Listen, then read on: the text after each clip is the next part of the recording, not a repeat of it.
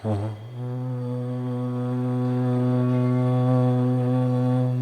नमः सिद्धेभ्यः।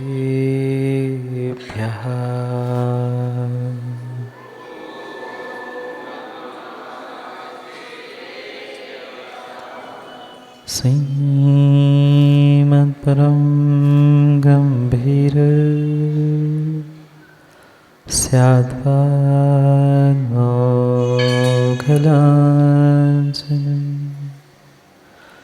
जीयात्रैलोक्यनाथस्य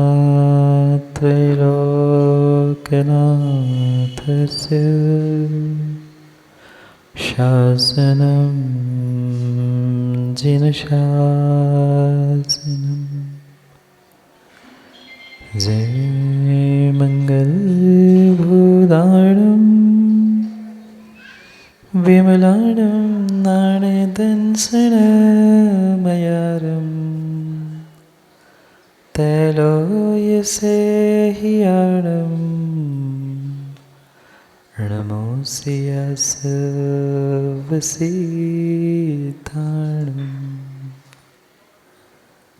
नमो वरिहन्ताणं नमो सिद्धाणं नमो आयरीयाणं नमो वेत्सायाणं नमो लोय सर्वसाहुरम्।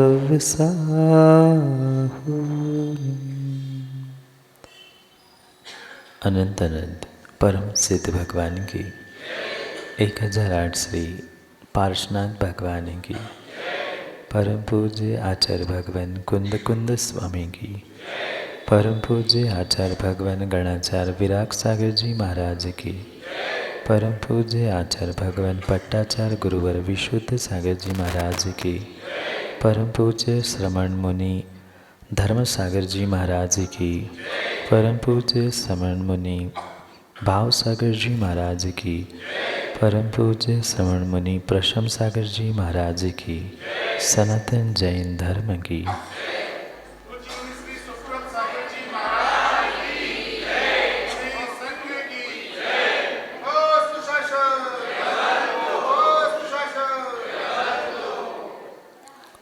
अंतिम तीर्थेश वर्धमान स्वामी के शासन में हमसे विराजते और उनकी पावन पीयूष देशना हम सभी के लिए परम उपकारी। अनादिकाल से हमारी इस आत्मा में जो जन्म जरा और मृत्यु रूपी रोग लगे, उन रोगों का उपशमन करने वाली कोई परम औषधि है तो वह एकमात्र यह जिनवाणी। भव्यात्मा, इस संसार में अनेक जीव हैं, अनेक गतियाँ हैं, अनेक योनियाँ हैं। जितनी गतियाँ, जितने योनियाँ, जितने जीव हैं, उतने ही उनके दुख हैं। चाहे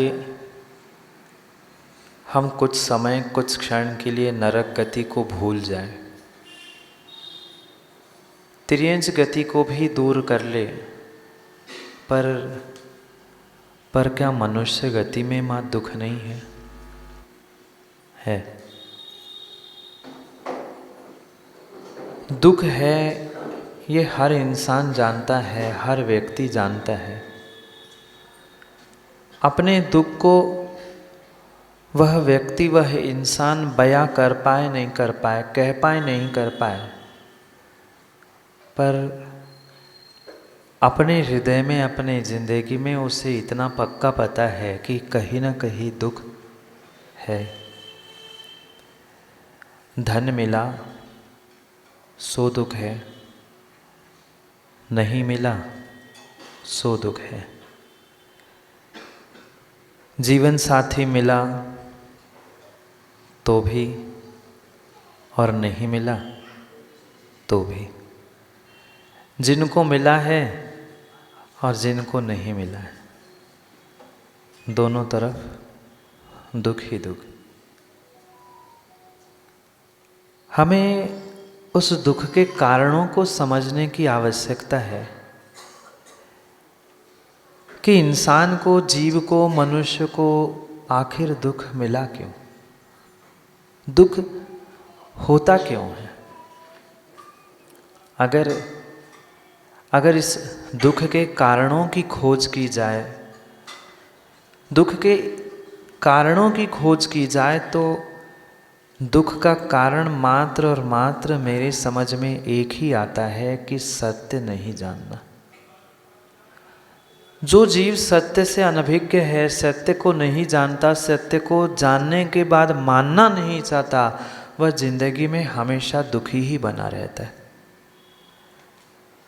दो रोटी सूखी मिर्च के साथ खाने वाला कई बार सुखी देखने के लिए मिलता है, पर करोड़ों के महलों में रहने वाला, बोलो बोलो, सुखी शायद नहीं रह पाता। कारण धन, दौलत, साधन, सामग्री में सुख दुख नहीं था, उनके मानने में और सत्य को स्वीकार करने ना करने में सुख दुख था। जब तक जीव सत्य को स्वीकार नहीं करता, तब तक पक्का मानना वो कभी जीवन में सुखी हो नहीं सकता। सूखी रोटी खाने वाले ने एक्सेप्ट कर लिया, स्वीकार कर लिया कि सत्य मेरे साथ यही है, मुझे ऐसा ही जीवन जीना है। वो सूखी रोटी और मिर्च के साथ जीवन गुजारते हुए खुश रह सकता है, चैन की जिंदगी गुजार लेता है। पर जिनके गले में मोटी चेन पड़ी है, वो रात में चैन से सो नहीं पाता। क्यों? कोई चैन ना ले जाए, इसलिए चैन की नींद भी सो नहीं पा रहा है। जिस दिन युवाओं तुम स्वीकार कर लोगे, एक्सेप्ट कर लोगे, उस दिन तुम्हारे जीवन से दुख दूर हो जाएगा। जो स्थिति मेरे साथ है, जो मेरे साथ घटित हो रहा है, चाहे अच्छा हो बुरा हो, उसे एक्सेप्ट करना ही सुख का साधन है। और जो एक्सेप्ट ना करते हुए एक्सपेक्ट करता है, वो दुखी होता है। शब्दों को समझना, समझ में आए दो शब्द? सत्य को, अपनी जिंदगी को, अपनी परिस्थिति को अगर हम एक्सेप्ट कर लेंगे तो हमारा दुख समाप्त होकर सुख की ओर बढ़ेंगे। और वही प्रत्येक सिचुएशन से, प्रत्येक व्यक्ति से, प्रत्येक इंसान से, छोटे बड़ों से जब हम कुछ एक्सपेक्ट करते रहेंगे, कुछ मांग करते रहेंगे, तब वह मांग कभी पूरी हो नहीं सकती। मांग भर पाई, शादी हो गई? नहीं, मुझे पता है, पर पूछना पड़ता है 4 लोगों के सामने। जो शादी में मांग भरी जाती है, ऐसा कहा जाता है, हमने तो दिवाकर जी भरी नहीं, सो हमें पता नहीं है, पर ऐसे लोग बहुत सारे अपने अनुभव बताने के लिए आते हैं कि महाराज जी जब से मांग भरी है तब से आज तक भर, कुमकुम से तो भले ही भर जाए, पर मांग जिंदगी की कभी आज तक नहीं भर पाए। जहाँ मांग है, जहाँ डिमांड है, जहाँ एक्सपेक्टेशंस है, पक्का मानना माँ वहाँ दुख के अलावा कुछ नहीं मिलेगा। दुख का कारण ही यही है कि हम स्वीकार नहीं कर पाए, हम एक्सेप्ट नहीं कर पाए। जो मिला, जैसा मिला, जितना मिला, अगर उसको इंसान एक्सेप्ट करना जान ले, स्वीकार करना जान ले, सत्य को जानने के साथ मानने लग जाए, तो शायद जिंदगी से दुख कम हो जाए। आपकी जिंदगी में दुख? बोलो हाँ, बोलो हाँ। कैसे हाँ बोलते सिवनी में? 8 साल बाद आया हूँ ना, इसलिए पूछ रहा हूँ, कैसे बोलते हाँ? मुंह से तो हाँ निकलती है, पर अनुभव करना, जब दूसरों को अपनी मन की बात नहीं बतानी होती है तो मुंह से तो हाँ निकलता है, पर अपने आप गर्दन। हाँ, कैसे हो? ठीक है, बढ़िया है, क्या कमी है? अपनी स्वयं की वीडियो बना के कभी देखना, दूसरे के साथ बातें करते हुए दुख कितना भी क्यों ना हो, कष्ट कितना भी क्यों ना हो, पर कोई भी व्यक्ति सामने आकर पूछता है माँ कैसे हो, बताते हो, रोते हो उसके सामने? उसके सामने मुंह से तो यही निकलता है बढ़िया हूँ, क्या है, पर गर्दन कैसी हिलती है? हाँ बोल रहे कि ना बोल रहे हमें नहीं पता चलता, पर बोलते ज़रूर है। सबकी ज़िंदगी की समस्या यही है। समस्या यही है कि हम सत्य को, अपनी ज़िंदगी को, अपने आप को समझने का प्रयास नहीं करते, और जब तक उसे समझने का प्रयास नहीं करेंगे, एज इट इज़ उसे एक्सेप्ट करने का प्रयास नहीं करेंगे, पक्का मानना जीवन से दुख कम होने वाले नहीं है। हम क्यों नहीं स्वीकार करते कि हाँ संसार है, घर है, परिवार है, हमारे लिए जिम्मेदारी है, हमें उसको एज इट इज़ एक्सेप्ट करना है, स्वीकार करना है। और जिस दिन से माँ आप उन घटनाओं को, उन क्रियाओं को, उन कार्यों को जीवन में एक्सपेक्ट करने की जगह एक्सेप्ट करने लग जाओगे, दुख समाप्त हो जाएगा। भोजन बनाते आप लोग? बोलो ना माताओं, भोजन बनाते आप लोग?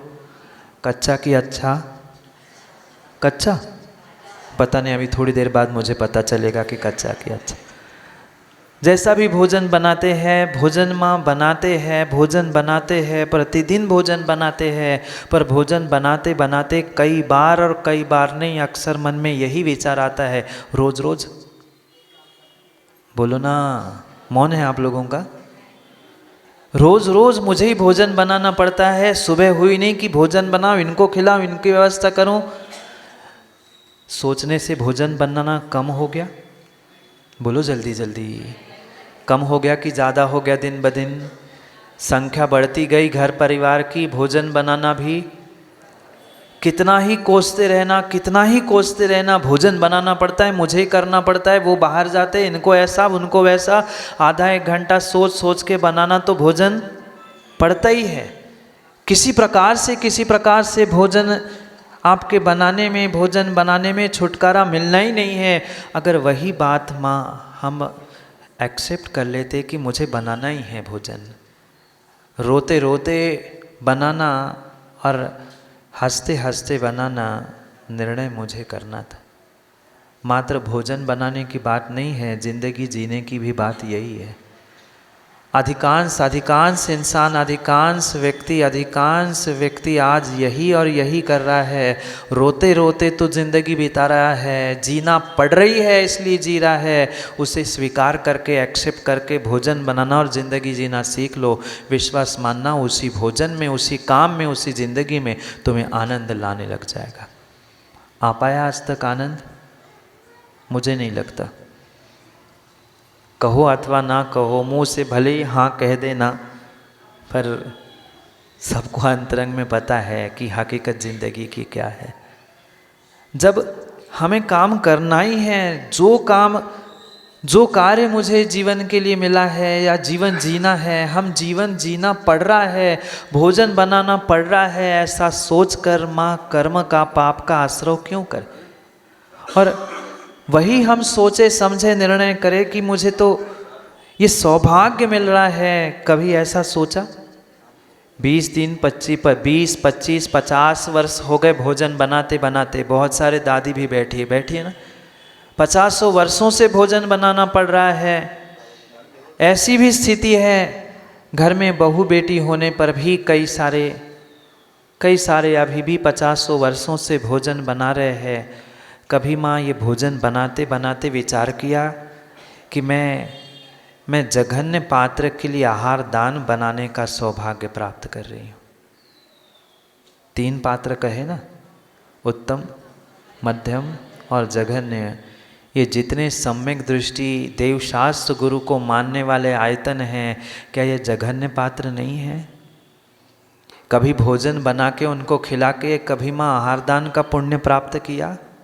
बोलो हाँ, नहीं किया। हम कोसते रहे ज़िंदगी को, कोसते रहे कामों को, हमें ऐसा करना पड़ता है, हमें ऐसा करना पड़ता है। कभी हम ये भी तो सोचे कि हमें कितना बड़ा सौभाग्य मिला कि ठीक है उत्तम पात्र मुनिराज आचार्य भगवान जैसे नहीं मिले, पर जघन्य पात्र सम्यक दृष्टि के रूप में नहीं मिले।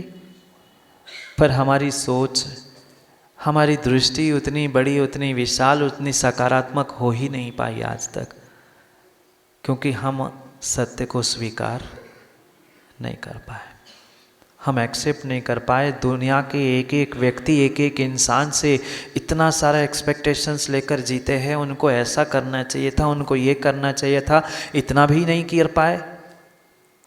जहाँ एक्सपेक्टेशंस है पक्का मानना वहाँ दुख के अलावा अन्य कुछ भी मिलने वाला नहीं है। हमें सामने जो दिख रहा है, चाहे कार्य हो, चाहे हमारी ज़िंदगी हो, चाहे रोज़मर्रा का हमारा व्यापार हो, धर्म की क्रियाएं भी क्यों ना हो, व्यापार में फिर भी समझ में आता है कि कुछ समय के लिए हमारे परिणाम ऊपर नीचे होते हैं।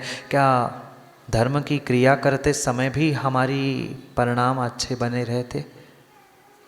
नहीं रहते। एक आध दिन पूजन की, अभिषेक की तैयारी करनी पड़ी, 2 दिन 4 दिन लगातार करनी पड़ी, तो व्यक्ति सोचता है अब महाराज आ गए, मुझे ही तैयारी करनी पड़ती है। ये सौभाग्य कि तुम्हें भगवान के अभिषेक के लिए जो 50 सैकड़ों लोग अभिषेक करने वाले थे, उनके लिए जल प्राशुक करने का मौका मिला था। ये सोचा नहीं। हम यही सोचते, मेरे ही पीछे पड़े रहते, मैं ही होता हूँ सब कुछ करने के लिए। क्यों?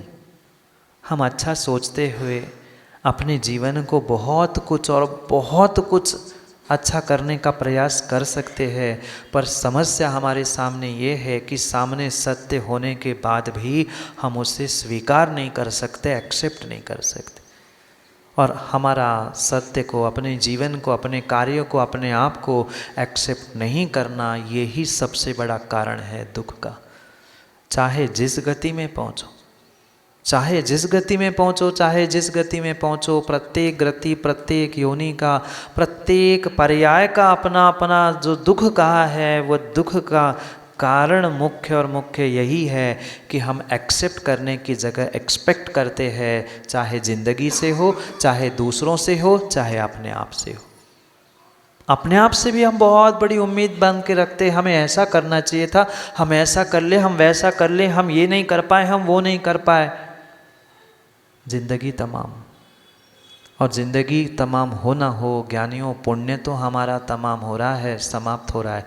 क्यों नहीं हम समझ रहे हैं? जो बेशकीमती मनुष्य पर्याय का हमें ये समय मिला है, ये दोबारा मिलने वाला ज़रूरी है? नहीं है। बिल्कुल ज़रूरी नहीं है। पिछले कई पर्यायों के पुण्य की ये प्रत्याशति हमें आज मिली है, जिसकी बदौलत आज हम ये मनुष्य पर्याय, जैन कुल और इतनी सहजता से सच्चे देव शास्त्र गुरु का सानिध्य प्राप्त करने का सौभाग्य प्राप्त कर रहे हैं। पर ये सब कुछ मिलने के बावजूद भी माँ, कितना समय हम उसका सदुपयोग कर पा रहे हैं? कितनी बार हमने मिले हुए मौक़ों पे चौका लगाने का प्रयास किया, कितनी बार मिले हुए इस ज़िंदगी के एक एक समय का, एक एक अवसर का हम अपने समय में से समय निकाल कर फ़ायदा उठा पाए? नहीं पता। सबका कैलकुलेशन बहुत अच्छे से आता है आप लोगों को? कैलकुलेशन नहीं आता? गिनती सबकी आती है, सबको गिनती आती है, सबको कैलकुलेशन आता है, पर मात्र कैलकुलेटर, मोबाइल और आंकड़ों का ही कैलकुलेशन तुमने सीखा है। कभी ज़िंदगी का भी कैलकुलेशन करके देखो ना। अपने स्वयं के पुण्य पाप का भी तो कैलकुलेशन कभी करके देखो ना। आज तक मैंने ये मनुष्य पर्याय, सच्चे देव शास्त्र गुरु, जैन कुल प्राप्त करने के बाद क्या क्या हासिल किया, क्या क्या प्राप्त किया, क्या क्या एक्सेप्ट किया, शायद उसका कैलकुलेशन कितना ज़ीरो ही मिलेगा। धन कितना ही कमा लेना, पर अगर धर्म नहीं कमाया है, पक्का मानना कैलकुलेशन ज़ीरो में ही पहुंचेगा। क्योंकि ज़ीरो से किसी को भी ज़ीरो से गुणा कर देना उत्तर गणित नहीं पढ़े आप लोग? चाहे लाख हो, करोड़ हो, अरब हो, उसको अगर शून्य से गुना कर लो उसका उत्तर शून्य ही आएगा। हम शून्य को गुना करते हुए जिंदगी को भी शून्य कर रहे हैं। शून्य की कोई कीमत नहीं है, ध्यान रखना। शून्य की कोई कीमत नहीं है, पर शून्य को कहाँ रखना है, शून्य के साथ करना क्या है, ये हमारे ऊपर निर्भर करता है। वही शून्य अगर किसी आंकड़े के साथ आगे जुड़ जाए तो उसकी 10 गुना कीमत करता है, पर वही शून्य अगर गुना कर दिया जाए तो वह कीमत शून्य कर देता है। 1 के साथ शून्य जोड़ दो, 10 के साथ शून्य जोड़ दो, 100 के साथ शून्य जोड़ दो, लाख के साथ शून्य जोड़ दो, 10 गुना उसकी कीमत बढ़ाता है अगर शून्य जोड़ा है तो। पर वही शून्य से गुना कर लो तो जिंदगी शून्य है। जिंदगी शून्य है। हमें अपनी स्वयं की जिंदगी, अपने स्वयं के जीवन के बारे में समझना है। उन दुखों से दूर होने के लिए, उन अनेक दुखों से दूर होने के लिए मात्र और मात्र एक पुरुषार्थ करना है। मुझे एक्सेप्ट करना है, सत्य को स्वीकार करना है अपनी ज़िंदगी के, और मिले हुए सभी नियोग संयोग उन सबके ही बारे में मुझे स्वीकार करना है। ठीक है, ऐसा ही सत्य था, ऐसा ही मैंने प्राप्त किया था पिछले दिनों में, पिछली पर्यायों में, पिछले भवों में, जो आज सत्य बनकर, कर्मबंध बनकर मेरे साथ घूम रहा है, जो आज मुझे उदय में आते हुए दिख रहा है। माँ, क्यों आता है आँखों में गंगा जमुना का जल? नहीं आता। दूसरों को दिखाने के लिए भले ही नहीं हो, पर रुमाल तो गीले कई बार हो जाते हैं। क्यों हुए? क्यों गीला हुआ रुमाल, क्यों गीली हुई आँखें? क्योंकि सत्य कर्मोदय को जीव समझ नहीं पा रहा। कर्म का उदय किसी दूसरे ने नहीं दिया है। जो अच्छा जो बुरा तुम्हारे साथ हो रहा है वह तुमने किया हुआ कर्म बंध ही आज उदय में आ रहा है। ये भी जीवन का सत्य है। एक नहीं, ऐसे प्रत्येक सिचुएशन, प्रत्येक कंडीशन में आने वाले नायक जी सत्य को एक्सेप्ट करने की शक्ति चाहिए। परमात्मा कौन बने?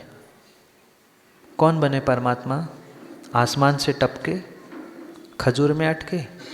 नहीं, वे परमात्मा नहीं बने। आप जैसे ही इंसान ही परमात्मा बनते, आप जैसे ही इंसान निर्ग्रंथ बनते, आप जैसे ही श्रावक श्राविकाएं मुनिराज और आर्यिका पदों को धारण करते हैं। उन्होंने जीवन के अपने आप के सत्य को स्वीकार किया और सत्य को एक्सेप्ट करते हुए दुनिया से एक्सपेक्टेशंस छोड़कर वे अपने उस मोक्ष मार्ग पर चलने का प्रयास करते हुए परमात्मा तक बन गए। अगर आपको भी परमात्मा बनना है, आपको भी संसार के दुखों से दूर होना है, तो छोटा सा काम माँ घर जाके कर लेना। क्या करोगे?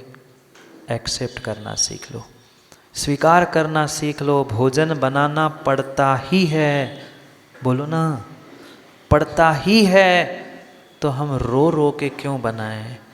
जिंदगी जीनी पड़ ही रही है, पैसा कमाना ही पड़ रहा है, तो हम रोते बिलखते हुए कार्य करने की जगह खुशी खुशी उसे स्वीकार करते हुए जीवन जीने का, कार्य करने का प्रयास करेंगे तो पक्का और पक्का मानना, वही जीवन, वही भोजन, वही कार्य, वही दुकान तुम्हें खुशियाँ और आनंद देने लग जाएगा। वही व्यक्ति, वही इंसान जिससे तुमने दुश्मनी मोड़ ली थी, जो तुम्हारे लिए शत्रु लग रहा था, उसे शत्रु मानने की जगह वैसा उसका स्वभाव है, ऐसा उसे एक्सेप्ट करके उसके साथ जीवन जीने लग जाओगे तो शायद घर परिवार जो आज मिनटों में घंटों में बिखर रहे हैं वो ना बिखर पाए।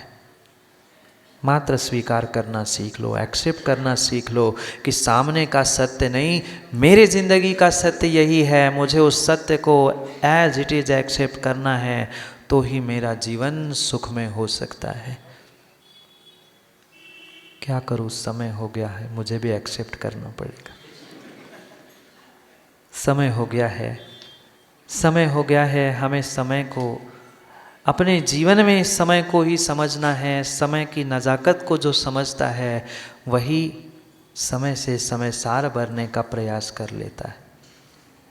मिला हुआ मनुष्य पर्याय का ये अल्प समय मात्र और मात्र पुरुषार्थ करते हुए अपने जीवन को धर्म में बनाने का करना होगा। क्योंकि पक्का है जो धर्म की शरण में जाता है उसके भाव सहज ही रूप से प्रशम हो जाते हैं और प्रभु और गुरु के चरणों में प्रणत होकर वह विद्या और विशुद्ध जैसे बनने का पुरुषार्थ अवश्य ही कर लेते हैं। ये सौभाग्य है सिवनी भूमि का, सिवनी नगर का और यहाँ के पुण्यात्मा भक्तों का। शायद ऐसा ही कुछ नियोग होगा कि 2017 में भी आए थे, तब भी मुनि विमल सागर जी 6 पिछी के साथ यहाँ विराजते थे और आज भी धर्म सागर जी, भाव सागर जी के भाव विभोर उस आगवानी के साथ इस भूमि का ही पुण्य है। क्योंकि बिना भूमि के पुण्य और भावों की निर्मलता के अभाव में ऐसा सहज रूप से जो साधुओं का समागम समाज को देखने के लिए मिलता है वह दुर्लभ और अति दुर्लभ होता है। ये तो बड़े महाराजों की सहजता है कि वे चिर दीक्षित होने के बाद भी हम जैसे छोटे मुनिराजों को लेने के लिए वे पहुँचे। इतनी सहजता से उन्होंने कमरे में विराजमान करते हुए पादोष्ण मुनिराजों की सेवा वैयावृत्ति करते हुए हमें और इस हमारे संयम मार्ग को अग्रसर करने के लिए बहुत सारा मार्गदर्शन प्रदान किया। हाँ, महाराज भी कह रहे हैं लंबे समय रुके, हम भी चाहते हैं लंबे समय रुके, पर लंबा फासला गुरु के पास मिलने का है तो वो तो जैसा जहाँ नियोग है ये तो पक्का है। मैंने दिवाकर जी को तो रामटेक में ही कहा था, रास्ता तो दूसरी जगह से बन रहा था, पर हमें जैसे ही समाचार मिला कि द्वय मुनिराजों का चातुर्मास यहाँ पर हो रहा था और मैंने सोचा जब 2017 में इतने सहृदय मिलन हुआ था तो इस बार भी हम 8-10 किलोमीटर एक्स्ट्रा भले ही चले, क्योंकि आप तो गाड़ी वाले हो, जब चाहे गाड़ी उठाओ और मुनिराजों के दर्शन मिल जाते हैं। हम तो गुरु दर्शन करने जा रहे थे। ये तो सौभाग्य है कि हमें मुनि संघ के साधु के दर्शन मिल गए। इससे बड़ा मंगल और जीवन में शायद कुछ हो नहीं सकता है। ये हम आप सभी का सौभाग्य है कि 4 महीने तक आपने सिवनी समाज ने जो मुनि संघ की सेवा की और मुनि संघ की सेवा करते हुए आते हुए भी और जाते हुए सभी मुनि संघ के लिए जो आप पुरुषार्थ करते हो। क्योंकि अभी महाराज से चर्चा करते हुए बात पता चली कि चतुर्मास के पहले अष्टानिका में, तब भी अष्टानिका में मुनि संघ की आगवानी हुई थी और अभी भी अष्टानिका है, चतुर्मास समाप्त हुआ, पुनः मुनि संघ की आगवानी इस सिवनी नगर में हुई है। तो ये भूमि और आप सभी का पुण्य पुरुषार्थ ही कार्यकारी बन रहा है और ज्येष्ठ श्रेष्ठ मुनिराजों की सरलता और सहजता का ही प्रतीक है कि आज हम सभी यहाँ एकत्रित होकर एक मंच पे बैठकर वह जिन शासन की महती प्रभावना को मात्र कह के नहीं करके दिखाते हुए ही उस जिन शासन को, नमोस्तु शासन को जीवंत करने का प्रयास कर रहे हैं। समय कुछ अधिक लिया क्योंकि अभी हम भी बड़े महाराजों को सुनने के लिए बैठे हैं। हमें तो बहुत सारे लोग, अभी एक भैया कह रहे थे महाराज आपको तो रोज़ ही सुनते रहते हैं टीवी पे। मैंने कहा इसलिए मैं आज कम ही बोलने वाला हूँ, बड़े महाराजों को सुनने के लिए यहाँ आया हूँ। पुनः समय पर समय की बात के लिए समय पे मिलते हैं, क्योंकि समय पे किया गया काम समय को दिलाता है। बोली भगवान महावीर स्वामी की। प्रधस्तिघाति कर्माणां केवलज्ञाने भास्करां कुर्वन्तो जगतां शान्ति वृषभाद्याचिनेश्वरां। नमो अरिहन्ताणं नमो सिद्धाणं नमो आयरीयाणं नमो वज्झायाणं नमो लोये सब्बसाहुणं पंच परमेष्टि भगवान की, एक राशि आदिनाथ भगवान की, आचार्य भुवन विद्यासागर समय सागर विशुद्ध सागर जी महाराज की, मुनिवर श्री धर्म सागर भाव सागर जी महाराज की, 3 कम 9 कोटि मुनिराजों की।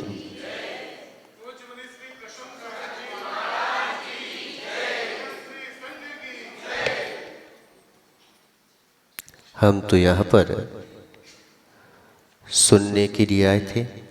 कभी कभी बड़े महाराजों को भी सुनना पड़ता है, और सुनने से जितना सुनाने में तत्व का निर्णय नहीं है, जितना सुनने में तत्व का निर्णय है। बिरेरे लोग होते हैं जो सुनते हैं, और सुनाने वाले बहुत मिलते हैं। जब युद्ध होता है, पता, समर भूमि में युद्ध चल रहा था। एक तरफ पेट दिखती है, एक तरफ कौन दिखता है? चेहरा दिखता है। एक वो होते हैं जो पीठ फेर देते हैं, एक वो होते हैं जो उनके सामने जाकर के और नतमस्तक हो जाते हैं। समर भूमि में युद्ध चल रहा था, लेकिन 2 मुनिराज सामने से चले आ रहे थे। ऐसे ही एक कर्मों की समर भूमि है। इस समर भूमि में अगर तुम्हें जाना है, कहाँ? युद्ध जीतना है, कर्मों का युद्ध। एक संसार का युद्ध है, एक कर्मों का युद्ध है। संसार में व्यक्ति आगे बढ़ने की सोचता है, और जो है मोक्ष मार्ग में पीछे बढ़ने की सोचता है। सोचता है कि नहीं सोचता? नहीं देखा कभी? क्यों पारस, देखा नहीं? परेड होती ना, तो कभी कभी हार जाना अपनों से वो जीत हो जाती है। कभी कभी अपनों से हार जाना जीत हो जाती है। ऐसे ही मुनि बलों के दर्शन मिल जाना और जो है कल्याण के मार्ग में लगने के लिए जीत हो जाती है। परेड नहीं देखी आपने? परेड होती है ना, तो परेड होती है तो कहते हैं कि पीछे मुड़। जैसे पीछे मुड़ते हैं तो सबसे आगे वाला सबसे पीछे हो जाता है, सबसे पीछे वाला सबसे आगे हो जाता है। ऐसे ही वात्सल्य का मिलन होता है और वासना में भी मिलन होता है। होता है कि नहीं होता? वासना का मिलन होता है तो वह अभाव को देखता है, और वात्सल्य का मिलन सद्भाव को देखता है। अभाव को देखता है, इतना कम इतना कम इतना कम। क्यों जाते हो भगवान के पास? इतना कम, हमेशा शिकायत, हमेशा शिकायत, हमेशा शिकायत। कितना भी मिल जाए दुनिया में, लेकिन हमेशा जो है अभाव को देखता है, तो फिर वह जो है इतना कम इतना कम इतना कम इतना कम। कभी आपने भगवान के पास गए कि भगवान मुझे बहुत कुछ मिला है, आपके अलावा मुझे कुछ नहीं चाहिए? बोला कभी?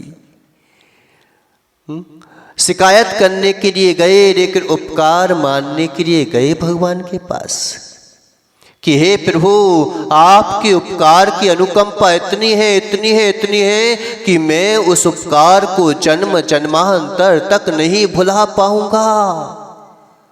बोलने गए। किस चीज की कमी है? किस चीज की कमी है बताओ? कोई चीज की कमी है क्या? लेकिन कभी भाव लेके गए भगवान के पास। क्यों पारस? पार्श्वनाथ भगवान के पास कभी भाव लेके गए कि अभाव लेके गए? बीसो भाव लेके गए कि अभाव लेके गए? भाव लेके जाते तो निश्चित मानो अहो भाव से भर जाते।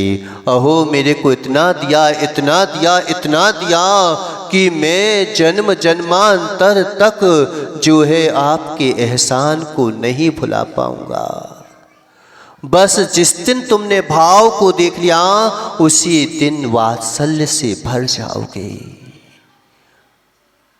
ये मिलन होता है वास्तविकता में, ये वासना का नहीं, ये वात्सल्य का भाव होता है। कई लोग सोचते हैं कि दो नग्न मिले और सम्यक दृष्टि देखता है कि अहो ये जो है आज संवेग भाव का प्रादुर्भाव हो गया, संसार भोग शरीरों से विरक्ति हो गई कि धन्य है ऐसे धरती के निर्गंत देवता, इनका मिलन हो रहा है। हम भी ऐसे ही धर्म धर्मात्मा से मिलकर रहें ताकि सितारे में दो जन मिलते हैं, वासना वाले भी मिलते हैं और वात्सल्य वाले भी मिलते हैं। मिलते हैं कि नहीं मिलते? क्यों? किस किस को जाना है सिद्धालय में? जाना है कि नहीं जाना है? किस किस को जाना है सिद्धालय में? जाना है कि नहीं जाना? नहीं जाना महाराज, कोई मतलब नहीं। वहाँ पे जाके क्या पता खाने पीने मिला कि नहीं मिला, ठंड के लिए बिस्तर वगैरह मिले कि नहीं मिले। सिद्धालय में दोनों जन होते हैं। कौन होते हैं? निगोदिया जीव भी होते हैं, वो भी मिलके रहते हैं। और सिद्ध भगवान भी होते हैं, वो एक माही अनेक विरह से वो भी एक साथ रहते हैं। लेकिन कभी जो है उनको दुख नहीं होता, कष्ट नहीं होता। लेकिन वहाँ पर जो है कौन निगोदिया जीव होते हैं, उनको जो है हमेशा कष्ट दुख होता ही रहता है। इसलिए मिलो तो धर्म के साथ भावों से मिलो, तो फिर प्रसम भाव का प्रादुर्भाव हो जाएगा और सुप्रभात यानी प्रभावों का उदय हो जाएगा। प्रणत भाव से नतमस्तक हो जाओ, जिससे आपका भी कल्याण हो जाएगा। इन्हीं मंगल भावनाओं के साथ बोलिए आदिनाथ भगवान की सिद्धेभ्यः ओम नमः सिद्धेभ्यः ओम नमः सिद्धेभ्यः। ड़मो वरिहंताड़म ड़मो सिद्धाड़म ड़मो आईरियाड़म ड़मो वज्रायाड़म ड़मो लोए सब साहुड़म। चलते फिरते तीर्थ हैं, हरते सब संता, हम तो बस इतना जानते आप सरीखे आप। हम तो बस इतना जानते आप सरीखे आप। कुंडलपुर के बड़े बाबा की, मूलनायक श्री पार्श्वनाथ भगवान की, आचार्य श्री शांति सागर जी महामंडराज की, आचार्य श्री ज्ञान सागर जी महामंडराज की, आचार्य गुरु शिक्षण विद्यासागर जी महामंडराज की, आचार्य श्री समय सागर जी महामंडराज की, समस्त दिगंबर आचार्य महाराज की, मुनि श्री धर्म सागर जी महाराज की, 3 कम 9 करोड़ मुनिराजों की।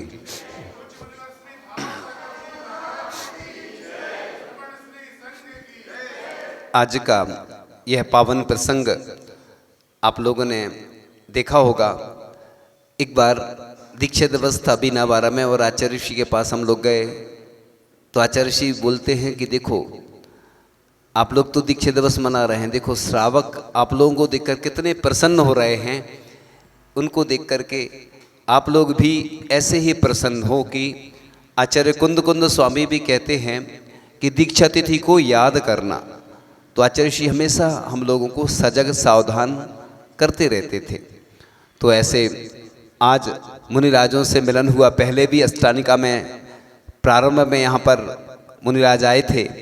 आज भी नागपुर से चल करके बिहार करके आए हैं मुनिराज पद यात्रा करके, और आगे भी लंबी यात्रा है। तो साधु संत के मिलन से बहुत आनंद आता है, वैयाव्रती का सौभाग्य मिलता है। इसलिए साधु संत से दूर नहीं रहना। लोग कई बार राग देश में पड़ जाते हैं, धर्म से दूर हो जाते हैं। युवा पीढ़ी वैसे ही तो धर्म नहीं करती है, क्योंकि देर तक सोते हैं, रात में कितने बजे सोते पता ही नहीं। जो समय हम लोगों का उठने का होता है उनका सोने का होता है। इसलिए युवा पीढ़ी धर्म से वैसे ही दूर होती जा रही है। साधु संत ही देखो, परम पूज्य आचार्य श्री विद्यासागर जी महाराज ने जब 22 वर्ष की उम्र में दीक्षा ली, 77 वर्ष तक निरंतर वो 1 लाख किलोमीटर के लगभग विहार किया उन्होंने, और जिन शासन की प्रभावना करते रहे। और उन्हें मालूम था कि मैं रहूं ना रहूं, मेरा जैन धर्म, दिगंबर जैन धर्म जीवित रहना चाहिए, और उस महावीर भगवान के सिद्धांत को जियो, और जीने दो को उन्होंने सार्थक किया। खुद कष्ट सहन करते रहे वो जीवन भर में, खुद उनको देखा मैंने।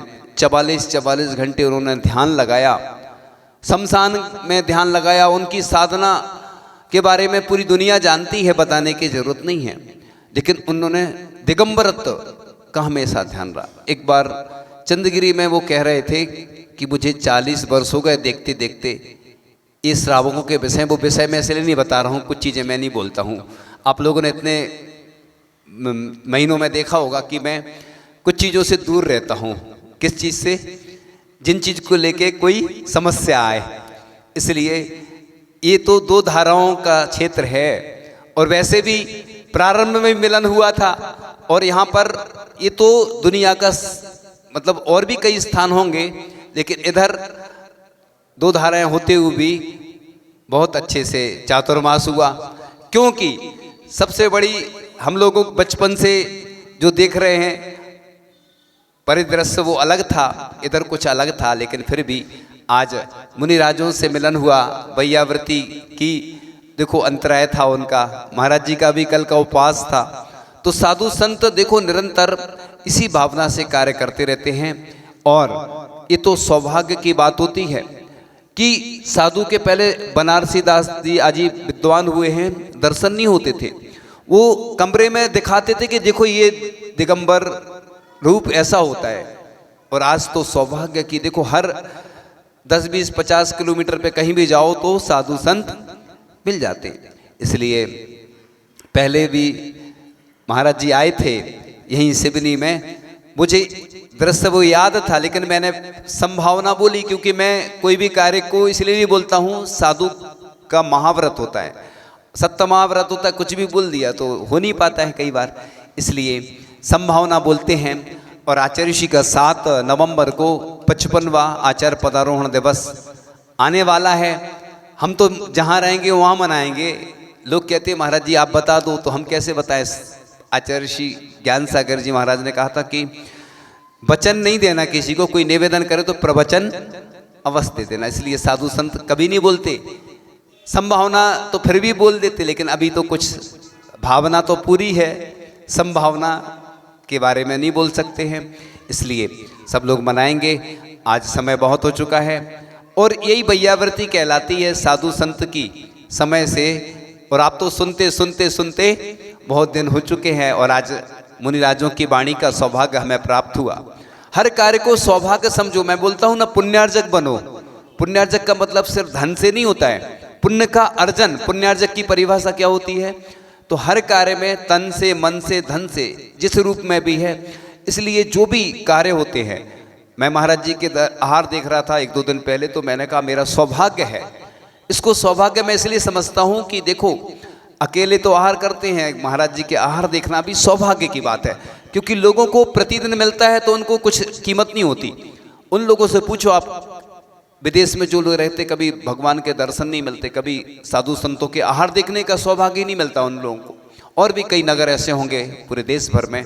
इसलिए आज समय हो गया है, और आगे हम तो चाह रहे हैं कि मुनिराज लंबे समय तक रुकें। मैं नहीं कहता हूँ उनको जहाँ जाना वो चले जाएं, मतलब जाएंगे वो चले जाएं, मतलब बाद में, लेकिन अभी तो वो अच्छे से रुके, क्योंकि साधु संत आते हैं चले जाते हैं तो विशेष समागम प्राप्त नहीं हो पाता है।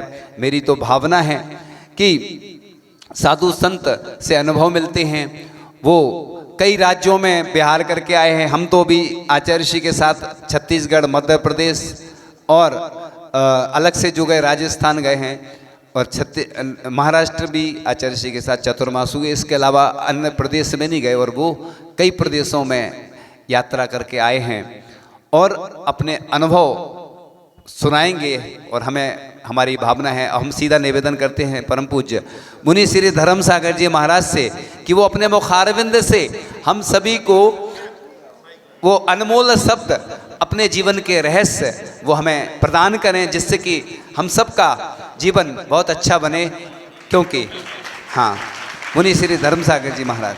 सिद्धेभ्यः ओम नमः सिद्धेभ्यः ओम नमः सिद्धेभ्यः। पंच परमेष्टि भगवान की, 24 तीर्थंकर भगवंतों की, सिवनी के मूलनाथ श्री पार्श्वनाथ भगवान की, अंतम तीर्थे श्री वर्धमान सागर वर्धमान स्वामी महाराज की, परम पूजाचार्य गुरुवत्स विद्यासागर जी महाविराज की, परम पूजाचार्य गुरुवत्स समय सागर जी महाराज की, 3 करोड़ 9 करोड़ महाराजों की।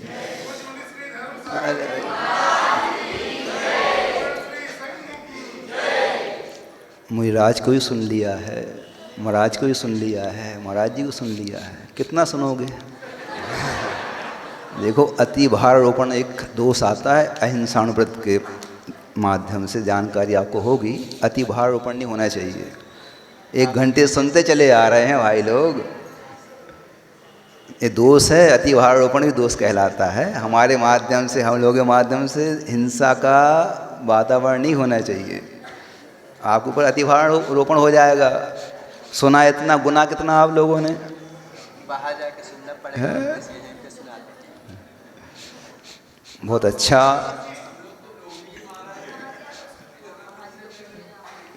ऐसा लोग तो अच्छा माना जाता है, समय की भी मर्यादा देखी जाती है। साथ साथ साधुओं के बिहार काल है भी, थके हारे आए हैं, और अंतराय भी बड़े महाराज जी का है, सुना है। बहुत अच्छा वातावरण, उल्लास देखने में मिला, बहुत खुशी हुई, आनंदित हुए हम लोग भी। इनकी विनय संपन्नता देख करके सारे महाराजों की ये विनय संपन्नता तीर्थंकर प्रकृति के बंध का कारण है। आप लोग को भी तीर्थंकर प्रकृति का बंध हो, हमारी ऐसी भावना है। ऐसे प्रसंग बार बार बनते रहें, एक दूसरे से अच्छे से हम लोगों का मिलन होता रहे, एक दूसरे की वैयवृत्ति का स्वभाव मिलता रहे, ऐसी भावना है। समय काफ़ी हो गया है।